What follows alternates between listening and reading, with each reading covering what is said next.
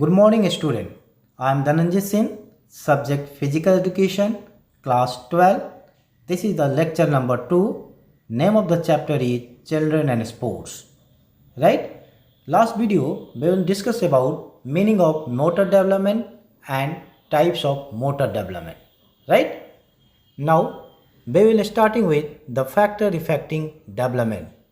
Right? The first factor is biological factors. These factors are also known as heredity or genetic factors, right?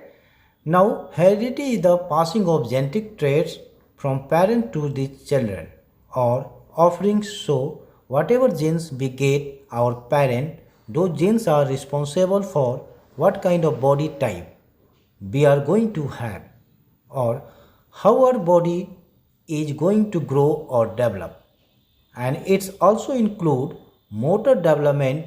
These factors are related to body weight, size and strength.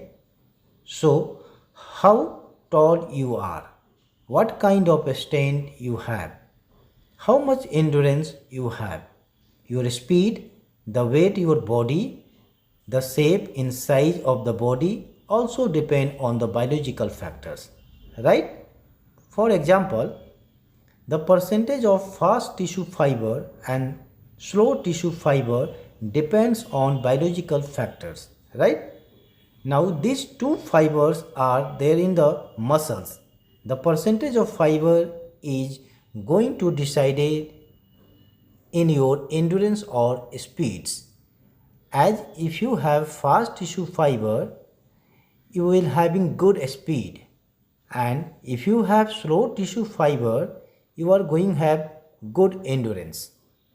So these things also are dependent on the genes which you get from your parents. So motor development is affected by biological factor, right? Next is environmental factors. Environmental factors such as physical and social factor affected the motor development of children. Right? The motor development takes place at a faster rate in children who are encouraged to explore their surrounding. They are given more opportunity to take part in sports activities, right? So environmental factors such as a physical factor or social factor also affected the motor development, and children, those who are given more and more opportunity to play outside, to take participate in games and sports by the family and by the school. This motor development is better as compared to the other, right? Next is nutrition.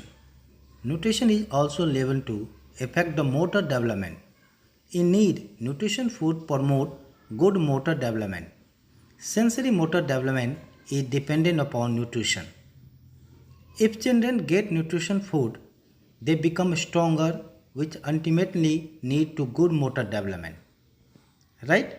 So, from the chart which is given there, you can see that if you have take good nutrition food, for examples, carbohydrate, protein, fat, minerals, vitamin, fiber, and water in good quantity, in balanced quantity, then each an individual or child is going to have a stronger body and mind, because they effectively of body of the increases if you have good nutrition food every day.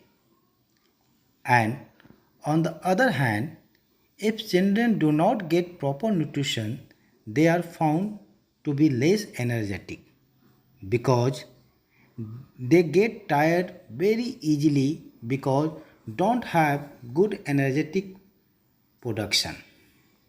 They might be have in insufficient amount carbohydrate in this the body, so they are less energetic, and owing to this motor development take place slowly. Because of being less energetic or fatigue easily, the motor development does not take place in a proper way, and student or children, those who are going good nutrition diet every day, they are going to have good motor development, right? Physical activity is the fourth point, right? Taking part in a regular physical activity enhance the motor development at a faster rate. However, the physical activities must be according to the capability of children, right? If individual is going to participate in physical activity, it is going to enhance motor development is faster rate. But yes, physical activities should be according to the capability of child. You cannot ask a child of 3 to 5 years to play basketball as a professional player, right? So it should be according to capability of child. If the capability is not gauged properly, they might have problem in improving motor development, right? The motor development become slow in those children who do not take part in physical activity regularly, right? Not doing every minor physical activity result in delay motor development in children, right? Now the opportunity.